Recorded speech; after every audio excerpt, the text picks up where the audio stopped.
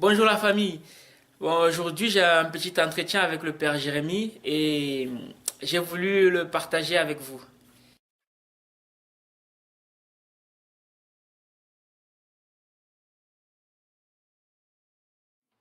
Bonjour mon père. Bonjour Albert. Bon, aujourd'hui, j'ai voulu m'entretenir avec vous au sujet sur un sujet qui brûle les lèvres, enfin qui me brûle les lèvres personnellement. C'est un sujet qui porte sur la sexualité. Du coup, j'aimerais avoir votre point de vue sur la sexualité dans la société actuelle parce que tout porte à croire que la religion s'oppose à la sexualité, que la religion pense que la sexualité est quelque chose de nocif, donc j'aimerais avoir votre point de vue sur la chose. Alors, bien entendu, c'est vrai qu'on retient souvent de l'Église que des interdits, etc., sans finalement savoir quel est le véritable message de l'Église. Et en fait, on ne peut pas dire d'abord que la sexualité est négative. Un chrétien ne peut pas le dire, tout simplement parce que c'est Dieu qui nous a créés ainsi. Hein, L'Écriture nous dit qu'il a créé l'homme à son image, homme et femme, il les créa. Et donc, au cœur de l'humanité, au contraire, il a créé cette différence homme-femme, qui est une différence sexuée, une différence des sexes. Donc, Dieu a voulu la sexualité. Donc, la sexualité en soi, bien entendu, elle est un bien. Elle est un bien même précieux, puisque nous sommes tous issus. Ça, c'est une autre chose, c'est que si nous étions mal à l'aise avec la sexualité, si la sexualité était quelque chose de pas beau, ça serait quand même très ennuyeux, parce que nous sommes issus de cet acte-là, de l'acte de nos parents, qui se sont unis, qui ont fait l'amour. Et voilà, c'est de cet acte-là que nous sommes nés, nous avons été conçus. Ben, du coup, parce que je voudrais continuer avec le mariage. Pourquoi est-ce qu'il faut attendre le mariage pour pouvoir avoir des rapports sexuels alors que le rapport sexuel en soi, il n'y a rien de malsain? Pourquoi il faut attendre le mariage? Alors, justement parce qu'en fait, là, il y a souvent, en fait, on a perdu le sens du mariage, je crois profondément. Je donne un exemple. Je reçois maintenant beaucoup de couples. Ils dorment ensemble, donc ils partagent le même lit, ils partagent le même toit, ils ont des enfants et ils viennent se marier. J'ai toujours un peu un problème, moi, c'est que le jour du mariage, ils s'engagent. Mais va-t-on me dire qu'ils n'étaient pas engagés avant? J'ai entendu qu'ils étaient engagés avant, quand on a des enfants. Donc là, on voit qu'il y a quelque chose qui est tronqué du mariage, parce que le propre du mariage, c'est normalement de s'engager vis-à-vis l'un de l'autre. Or, leur vie, ils ont fait des choix qui déjà les engagent. Et donc, ils vivent finalement déjà quelque chose du mariage en réalité. Vous voyez ce que je veux dire? Donc, en fait, on prend les choses à l'envers. Si l'Église a voulu qu'il y ait une célébration, d'ailleurs, avant que l'homme et la femme partagent le même toit, le même lit, c'est justement par souci, finalement, de préserver la liberté de chacun des conjoints. Et je sais, bon, parce que tu le sais, en Afrique, il existe la pratique des mariages forcés, par exemple, qui est une pratique courante. L'Église dit ce n'est pas le sens du mariage forcé. Vous voyez. Et donc, alors l'Église est aujourd'hui confrontée à un nouveau défi, c'est qu'effectivement, les défis ne sont peut-être pas les mêmes, et il est possible que sa pastorale change autour du mariage, non pas parce que sa pensée de fond change, mais parce que la réalité change. Moi je dis souvent aux gens qui viennent me voir, comme je vous ai dit, qui ont déjà des enfants, vous êtes déjà mariés en fait, vous vivez déjà le mariage. Voyez. Donc le mariage, c'est pas avant tout une célébration, c'est en fait avant tout une réalité à vivre, et que certains vivent sans le savoir finalement, peut-être, pour certains.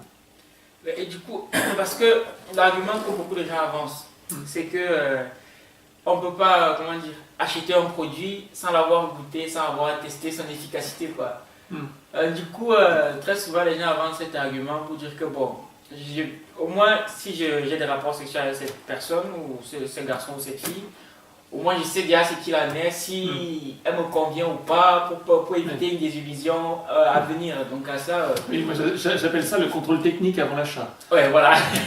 Je trouve ça terrible, parce que du coup, et c'est là où d'ailleurs il y a un divorce, si vous voulez, entre ce que pensent beaucoup de gens dans la société et ce que pense l'Église, effectivement. Ce qui est terrible, parce que tous les mots que vous avez utilisés montrent quelque part que l'autre est chosifié. L'autre est un objet à consommer.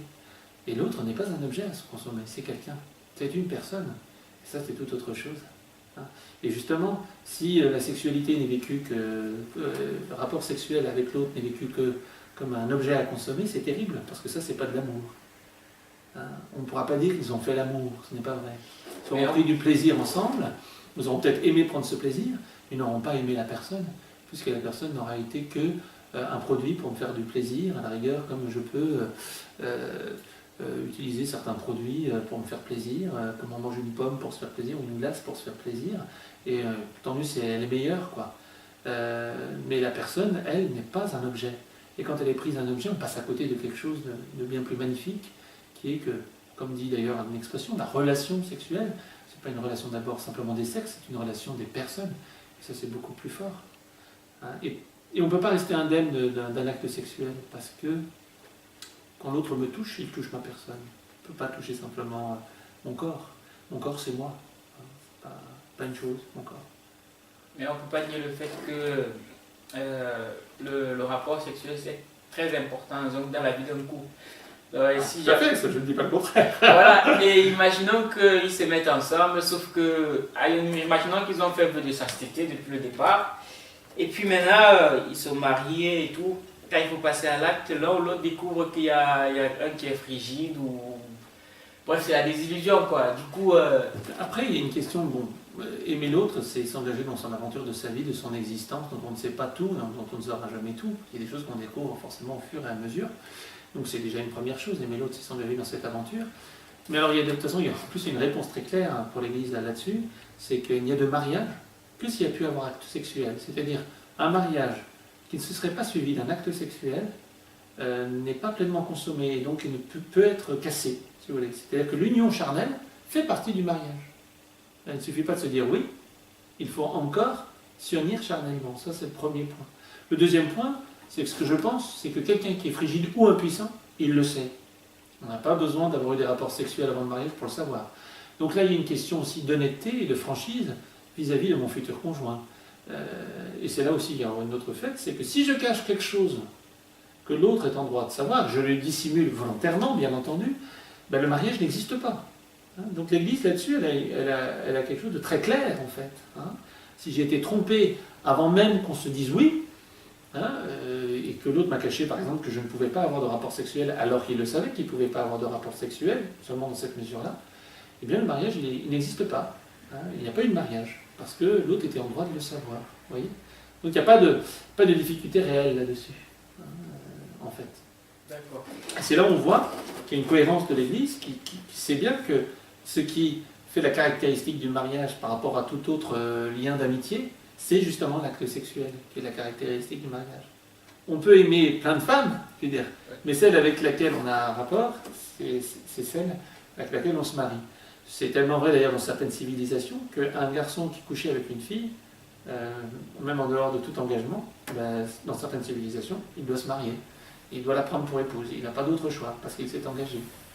Ben, bon, et dans la société dans laquelle on vit aujourd'hui, qu'est-ce que vous pouvez dire aux jeunes? Parce que c'est vraiment, comment dire, maintenant tout est un peu inversé. C'est limite, je couche avec la fille ou avec le garçon, et après je vois si on peut se mettre ensemble. Et en même temps, quand on voit ce qui se passe, on vit dans une société qui est hyper sexualisée, du coup, on ne sait pas trop quoi dire à un jeune homme, on ne sait pas trop quel discours lui tenir. Donc, alors bon, après il y aurait plein de choses à dire, mais ce qui est dommage, c'est de passer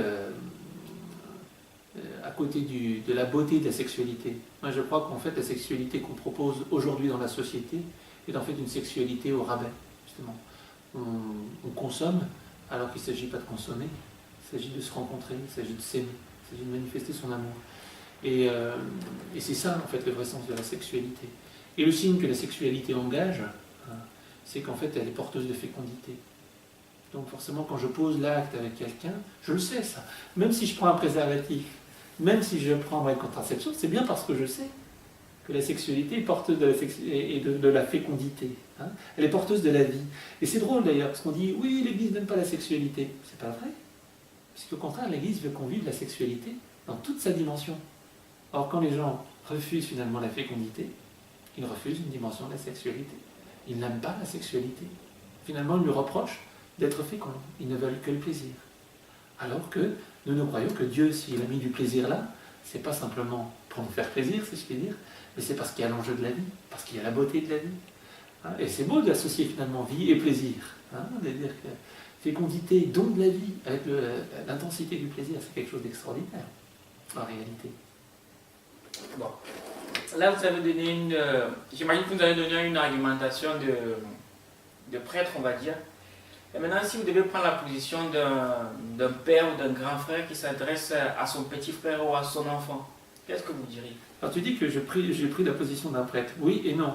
Parce que quand je dis que la sexualité engage, ça, je crois que tout le monde peut le savoir en fait. Hein, la preuve, je vous dis, c'est qu'un jeune couple, mettons adolescent, qui a un rapport sexuel, a priori, ils vont prendre le préservatif ou ils vont prendre la pilule, donc ils savent bien que quelque part ça engage. Mais enfin, on ne va pas le voir tout à fait droit dans les yeux. Hein. Donc on le sait ça. Donc on vit finalement avec une peur, le peur d'avoir un enfant. Donc on ne peut pas vivre la relation sexuelle pleinement. Et puis on ne peut pas rentrer dans cet acte où j'engage ma personne, finalement, où j'engage tout mon être dans la relation avec l'autre. C'est une relation à demi, finalement. Hein. Alors quand un homme et une femme s'unissent, finalement ce qui est très beau, c'est que dans l'union des corps, il n'y a pas simplement l'union des corps, il y a, comme je dis, il y a l'union des personnes, et l'union de leur vie. Hein, et ça c'est très beau. Alors si je voulais prendre un langage très pédagogique pour un ado, par exemple, je lui dirais, tu vois, imagine que l'amour, c'est comme ton clavier d'ordinateur. Il y a plusieurs touches. Mais si le clavier, il n'y avait qu'une touche, la touche S, la touche sexe, tu ne pourrais pas écrire grand-chose. S, S, S, S, ça manque un peu de variété. Mais si à la touche S de sexe, tu rajoutes la touche A de amour, la touche E de érotisme, la touche I de intelligence, la touche T de tendresse, la touche P de patience. Ben là, d'un coup, tu vas pouvoir, avec ce S, parce que tu vas associer à d'autres choses, écrire des choses bien plus belles, bien plus grandes, bien plus profondes. Ça va être une sexualité qui va vraiment parler, qui va dire quelque chose, et qui va donner droit, à travers cet acte-là, à tout ce que tu es, pas simplement à un simple plaisir, si je puis dire, au bout de ton pénis ou de ton utérus, mais qui va donner droit à tout ton être. Ça va être vraiment une communion, à travers l'union des corps, une communion de tout ton être, et ça va être autre chose, quoi. Et ça, c'est très beau. Et ça demande, bien entendu, de la patience, de s'y préparer, et ça, c'est aussi le travail des parents, d'apprendre cette patience, de travailler au plus profond de soi-même, pour apprendre à se connaître, à connaître l'autre. Tout ça, ça demande du temps. Mais quand on veut faire de belles choses, me semble-t-il, ça demande du temps. Ça demande du temps. On ne fait pas de belles et grandes choses en un clic, ce n'est pas vrai. Alors, est-ce que nous voulons des choses médiocres, du vite fait? Très bien, mais mal fait? Ou est-ce que nous voulons bâtir notre vie, faire quelque chose de notre vie, quelque chose de beau, et faire quelque chose de l'amour que l'on peut éprouver pour une personne, faire quelque chose de beau? Mais moi, j'aimerais quand même dire une chose. Ce qui est un peu bizarre, c'est que c'est un prêtre qui parle de la beauté de la sexualité. Alors, comment se fait-il? Puisqu'à priori, il n'y a pas de rapport sexuel. Donc, pourquoi il pourrait? Bon, d'une part, je veux dire, le prêtre, il contemple l'œuvre de Dieu et il la trouve belle.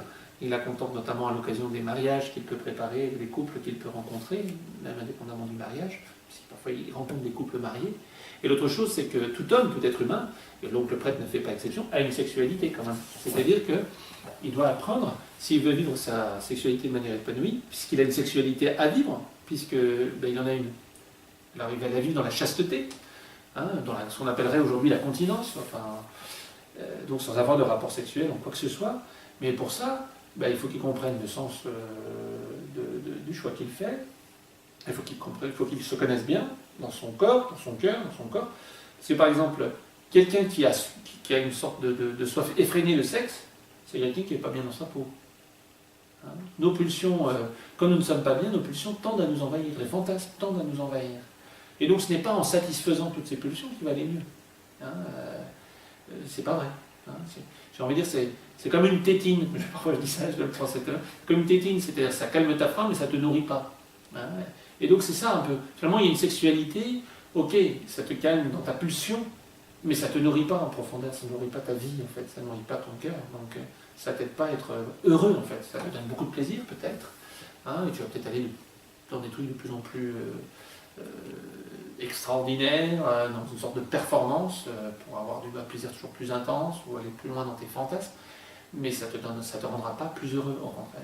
Ça tient comme une sorte de drogué du sexe, quoi, hein. Et les scandales récents, d'ailleurs, hein, le manifestent. Et là, il y a un peu une sorte de... La société, parfois, elle est un peu schizophrène, parce qu'en même temps, elle nous balance du sexe aux yeux, etc. Et après, elle dit, il ne faut pas toucher. Ben oui, mais il faut peut-être vous poser les questions. Est-ce que c'est pas aussi votre manière de faire qui crée un climat qui fait que, on le voit bien, où est le respect de la personne là-dedans? Quand on ne maîtrise pas ses pulsions, quand on met du bois dans le feu, puis on ne veut pas que ça brûle. C'est pas possible, ça. Hein, ça va brûler, à un moment. Et ça brûle des gens, ça brûle des personnes, ça brûle des vies concrètes. Et à un moment donné, hop, on passe outre. Hein. Et on pense que l'autre est consentant. Hein, mais on passe outre. Et on a des gestes qui sont déplacés, voire obscènes, voire pire, qui peuvent aller jusqu'à l'ordre du viol, quoi. Donc, et maintenant, qu'est-ce que... puisque très souvent, quand on se rend compte qu'il y a le oui et le non, mais sauf que quand le oui est plus fort que le non, puisque la chair est faible, oui. Très souvent, il y en a beaucoup de jeunes qui, même des adultes, savent pertinemment qu'une relation sexuelle anti-mariage ne va pas dans le même sens que ses principes. Ben, qu'est-ce que vous pourriez lui dire, histoire de le motiver à ce que son oui, soit à ce que son non soit dominant sur son oui? Alors, concrètement, qu'est-ce que vous pourriez quelqu'un qui voudrait vivre la chasteté avant le mariage, oui, c'est ça.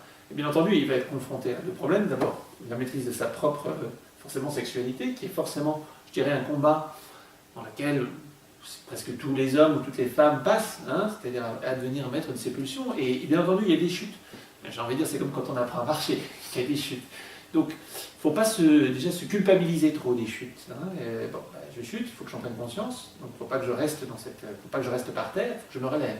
Hein, et je recommence à essayer de vivre cette chasteté, pas simplement avec la volonté, mais aussi avec de l'intelligence, hein, donc de la connaissance de moi-même, de la compréhension de la raison pour laquelle je ne vais pas avoir de rapport sexuel avant le mariage.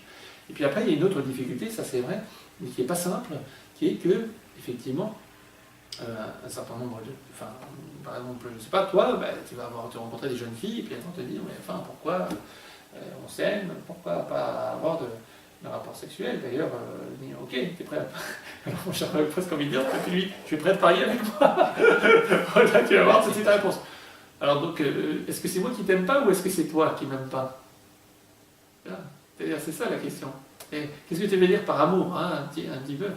Et donc ça fait... Je pense qu'il faut essayer de convaincre l'autre et trouver les bons arguments pour l'amener à soi. Si la personne m'aime vraiment, je pense qu'elle acceptera d'attendre. Si elle m'aime vraiment. Si elle croit que vraiment on est fait l'un pour l'autre. Je dis, je veux pas avoir je ne veux pas, comment dire, je ne veux pas avoir de rapport sexuel avec toi, non pas parce que je ne t'aime pas, mais parce que je t'aime. Parce que je considère avec grandeur cet acte. C'est-à-dire que si je pose cet acte avec toi, ça veut dire que j'engage toute ma vie pour toi. Moi, c'est pour ça. Et je ne veux pas te tromper. Et je ne veux pas me tromper non plus. Et je ne veux pas que tu me trompes non plus. Parce que si on commence comme ça, notre amour commence très mal. Alors, si tu es prêt à t'engager avec moi, ok. Alors là, on peut, mais à ce moment-là, on rentre dans le mariage. Après, il y a aussi un autre problème, c'est que le mariage est devenu quelque chose où la question de l'argent est quand même trop présente. Ça, c'est clair. Donc c'est sûr que ça met des conditions impossibles pour se marier, entre guillemets, tôt. Les gens attendent d'avoir tout l'argent qu'il faut. C'est pour ça que parfois ils se marient alors qu'ils ont déjà des enfants. Parce que maintenant ils ont les moyens. Mais c'est terrible de faire du mariage une question d'argent. Parce que le mariage, c'est avant tout un sacrement. Ça coûte rien. Hein, ça coûte rien sur le plan financier, c'est pas vrai. Hein, d'ailleurs, quand on voit ce que demande souvent l'Église pour les mariages par rapport à ce que demande tout le reste, c'est dérisoire, c'est dérisoire. Et l'Église, d'ailleurs, demande une offrande, donc ça veut dire que même un couple qui ne peut pas donner quoi que ce soit, pourrait de toute façon se marier à l'Église, parce que les sacrements ne sont pas payants, ils sont un don de Dieu, ils sont gratuits. Et là, je crois qu'il y a une révolution aussi à avoir dans les mentalités tellement profonde, parce qu'on a perdu complètement le sens du mariage. C'est ça qui est très difficile aujourd'hui. Quand nous parlons de mariage, quand nous parlons de sexualité, en fait, nous ne parlons pas de la même chose. Finalement, je crois que nous ne savons plus vraiment ce que c'est que le mariage, et nous ne savons plus vraiment ce que c'est que la sexualité. C'est quelque chose dont on a perdu le sens, et Et c'est ça qui est un peu terrible et un peu dramatique. C'est qu'il faut retrouver ce sens-là, retrouver la beauté de la sexualité. Tu vas dire, sexualité est belle. C'est pour ça qu'il ne faut pas faire n'importe quoi. C'est comme quand t'as une belle voiture, tu fais pas n'importe quoi, tu tiens. Voilà. Si tu as un super ordinateur tout neuf et que tu y tiens et que tu as manqué pour l'avoir, tu vas pas faire n'importe quoi avec. Quoi. Tu vas pas jouer aux fléchettes dessus. Quoi. Non, c'est pas possible. C'est pareil. Si je réalise vraiment la beauté de ce que c'est que la sexualité, je vais pas faire n'importe quoi avec. Et je dis toujours, ça, les adolescents peuvent le comprendre. Forcément, quand tu réalises que quelque chose est beau, tu fais attention. Tu dis, c'est beau. Tu ne te précipites pas dessus, c'est pas vrai. Quand normalement, par exemple, si tu sais ce que c'est qu'un bon vin, tu ne le bois pas vite fait. Enfin, en France, ça veut dire que tu n'aimes pas le vin, justement. Si tu le bois vite fait, c'est un super vin, donc tu le bois doucement, délicatement, tu fais attention, tu prends le temps de le sentir, etc. Vous voyez, toute la précipitation dans la sexualité, et c'est qu'on n'a pas compris la beauté de la personne qui est en face de moi, la beauté de ce que c'est que l'amour, la beauté de ce que c'est que la sexualité. Forcément, si je trouve une femme belle, je n'ai pas envie de coucher avec, pour commencer. C'est pas vrai. Si je trouve un homme beau, c'est pas par ça que je commence. Au contraire, je ne me sens pas à la hauteur, si je puis dire. Je me sens petit devant ça. Parce que, oui, quelque part, et si elle me dit je t'aime, je deviens fou, parce que c'est pas possible, elle me l'a dit. Ou s'il me dit je t'aime, la fille, ce qu'elle dit, c'est pas possible, je rêve. C'est trop beau. Donc c'est étonnant, mais je crois que le sens, quand on aime vraiment la beauté, qu'on a un sens profond de la beauté d'une personne, je parle pas simplement de la beauté physique, ça passe. Voilà, faites attention, la beauté physique, ça passe. Un jour, on a un gros ventre, on a des rides, des cheveux blancs, pas des cheveux. Donc, je veux dire, ça n'a qu'un temps. Ça ne dure pas, il faut s'attacher à la beauté qui dure. Mais voilà, la beauté invite à la délicatesse, au respect, à la patience. Et si je ne couche pas avec toi dès maintenant, c'est parce que je te trouve tellement belle. Parce que je trouve que l'amour, c'est tellement beau. Voilà, que quand je le fais, et si je le fais, c'est parce que je veux m'engager pour toi. Et que je veux vraiment t'accueillir dans toute ta vie, dans tout ce que tu es. Bon. Est-ce que vous pouvez nous dire un mot de fin par rapport à ce sujet de mariage et sexe pour conclure le petit entretien? Alors, qu'est-ce que je pourrais dire pour conclure? Ça, j'aurais dû le préparer. De sexualité. Si je devais m'adresser à qui? Parce que finalement, je ne sais pas qui est derrière. Aux jeunes. Voilà, aux jeunes. Aux adultes aussi.